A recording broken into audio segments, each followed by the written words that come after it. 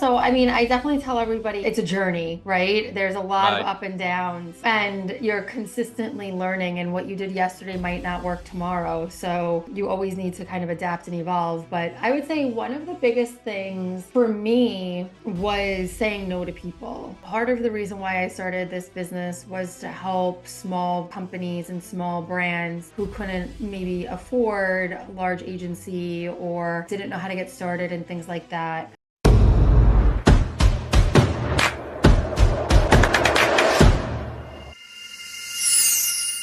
Hey guys, and welcome to the Grow IT podcast. One of your hosts here, Trey King. And today we are very excited to have our guest, Stephanie Beach from SMB Media Consulting. And as you guys know, this is the podcast where thought leaders come to talk about their niche expertise. So we'll be diving into her story a bit as well as what her company does. So make sure to stick around for this one. But without further ado, Stephanie, welcome. Thanks for joining today. Thanks for having me. I'm excited to be here. Stephanie, if we can kick things off, if you could kindly just, give us just an introduction from your side as well as a bit around your background, please. Yeah, so my background has been in digital media the majority of my career. I started off at a couple of agencies, worked in an ad server that no longer exists, then moved on to a DSP, Media Math, and I was there for about 4 years. And then I moved to an SSP, Pubmatic, before venturing out on my own and starting my own company. So worked with both brands and publishers, as well as having agency experience. So very well-rounded. Yeah. I was out in the field for maybe, 14, 15 years before going out on my own. And it wasn't necessarily something that I sought out to do, but Yeah. it worked out for me. So I'm very fortunate for that. But I'm also very fortunate for my experience and all of the people that I met along the way. Excellent. Tell me, what do you see as, from the challenges that you solve or the service that you provide your clientele with? What are the challenges that you solve for them?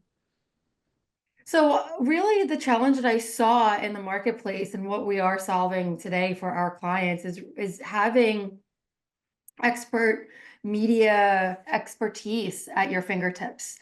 We work directly with brands and helping them achieve their revenue goals through organic and paid advertising and digital media placements, as Right. well as, white labeling for agencies that need help. And what we're solving for is that on demand. I really wanted to do things a little bit differently and be able to give businesses that couldn't afford a large agency or couldn't afford to bring something in-house, the ability to be able to be successful in digital media without having the fear of, I'm not sure what I'm doing. I don't know how to hire. I can't afford Mm, this mm. person. What do I do? And so we come in, we provide them with a strategy outline. Everybody's director level or above, so we're a very senior staff. We're technology agnostic, so we bring on a technology partner that works for that specific client. The client owns that relationship. So, Right. they have their setup, they have their historical data, like they feel empowered to be able to understand what's happening with their business, have control over their business and their media and their spend and their revenue and all of that without necessarily having to be in the nitty-gritty of the day-to-day. So Right. we're giving them, the peace of mind of knowing that this is taken care of and it's performing, but also giving them the power of knowing and understand on the fly what's happening and how it's impacting the rest of their business. Excellent. Tell me, and then I mean, you've mentioned a lot of value points here. I was trying to count them, but there's quite a lot, which is excellent, right? So, but just out of your own words, what would you say is like the most significant value that your business, your firm, brings to the table? So we bring our, I would say that the biggest value is that we thrive on performance and we always hit our clients' goals. So our Right. clients really like working with us because we hit our goals, we're transparent, and we're easy to work with and very friendly. So a lot of times clients will come back and ask for the same person, or they'll renew a contract, or if something started off as a test, they're looking to how to grow it. So it's been really refreshing, but it's really driving performance. Awesome. Can you possibly give an example of a client? Obviously, you don't have to mention their name, but just since you guys, partnered with them, like change obviously in their company and their brand and their growth that took place since you guys took over. If you don't mind, just to share an example. Yeah, so a lot of times, when we work with direct brands, we'll start off a little slow with them, and maybe we'll just do search or just social or search and social. It's very low funnel, low risk, high reward, Right. very specific with targeting, and usually performs really well. And then from there, we'll move into working with our clients on other platforms and media types and kind of grow those strategies into things like programmatic media and email and even advanced, targeting where we're doing digital out of home or streaming television or podcasting and things like that. And so a lot of what we do is work with our clients on getting them to feel comfortable with what we're doing, seeing the performance, investing back into their business and growing that. And so a lot of times we're able to see, an ROI of 2.5, 3 times, sometimes even more, depending on the client and what we're looking to do in, achieving their goals. Aside from that, a lot of times too, we're helping them drive engagement. We're helping them, better develop their brand voice and their brand persona. We're getting them a little bit more brand recognition in the marketplace. And by working with all of their media or different media types, we're really able to kind of story tell and have a cohesive story to message to the users that are across all of the different media channels. Tell me, if we can maybe just step back a bit, and if we can focus a bit on your company. You know, I'm sure you will agree. Obviously, the road's not an easy one of growing a business, and like you said, you it was quite a step. Nothing you actually thought in the beginning that you would do, but obviously got into the company and successful the way you are now. And there's always these challenges along the road, right? And Yeah. if you don't mind just sharing, maybe one or two challenges that you had whilst busy growing this company, or things that's always interesting. A lot of our listeners are companies that might be struggling, or just young entrepreneurs wanting to make it in the field. So, is there maybe one or two examples you can give us, and how you overcome them? Yeah, so I mean, I definitely tell everybody it's a journey, right? There's a lot of Right. up and downs. And you're consistently learning, and what you did yesterday might not work tomorrow. So you always need to kind of adapt and evolve. But I would say one of the biggest things for me was saying no to people. Part of the reason why I started this business was to help small, companies and small brands who couldn't maybe afford a large agency, or, didn't know how to get started and things like that. And Mm, sometimes they were just a little too small and they just weren't ready.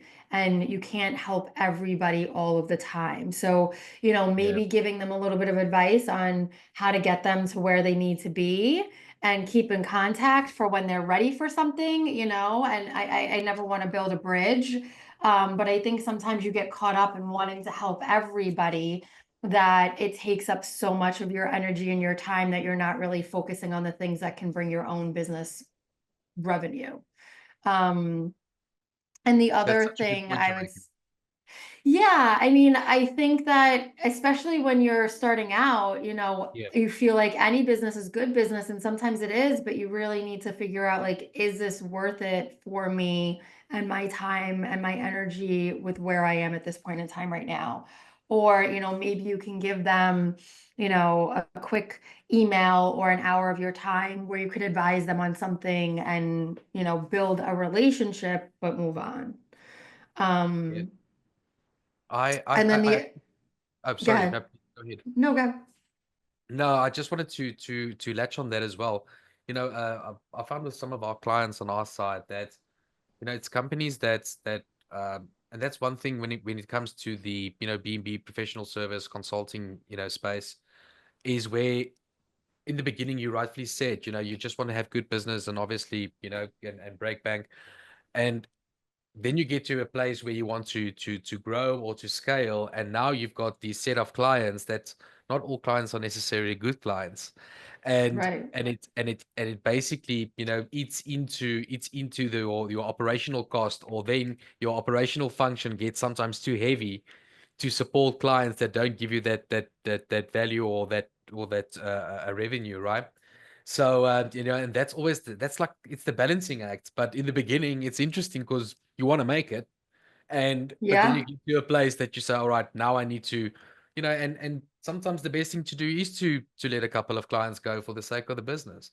So It is. interesting. Or sometimes you grow out of them, Yeah, sometimes your good point. business might get to a point where you can't service them the same way anymore. And, Mm, mm, I, again, never like to burn a bridge. You never know where somebody might end up. But I think, being able to have those conversations, especially when it's someone that might have stuck with you during beginning stages where you didn't have anything else, yeah. it might be a little hard. But being able to say like, hey, really love working with you. However, we no longer have the infrastructure to service you in this X, Y, and Z capacity. Maybe you can give them a referral to somebody else or offer an intro. Like I always try to be resourceful as Right. well. Um, and kind of pay it forward and pass it forward, but those are hard conversations to have too. And then the other piece of advice that I would say is to know when to ask for help, and I've said this before. um, you don't always need to reinvent the wheel. You don't always need to know like you have it together. And I feel like maybe it's a little bit of a cliche saying, but like if you're the smartest person in the room, you're in the wrong room, right? Yeah. Like other people know different things, and that's Mm, okay, right? Tap them for that. And I think it says a lot for an executive or anybody to be like, what do you mean by that? I don't understand. Or what do you think of this? Or, I'm thinking about this, but I don't feel like it's the right way. Like sometimes you just need that, especially if you're a solopreneur, right? yeah. Sometimes you're so deep into it and sometimes you're so close to it, and but you're alone in it. And so it's very easy to get lost and only see what it is that you want to see, and being Right. able to have other perspectives and ask for help. Even if you think you have the right answer, be like, I don't know how to approach this, or I think I might do it this way. Has anybody done it like that before? It could open up so much more for you, and for your business, just by, I guess, like being a little vulnerable, so to speak. Yeah, that's such a good point you're making. Tell me, this year now, obviously in the beginning of the year, what's on the horizon for 2025 for you? What's the plans? What are you tending to do, to achieve this year?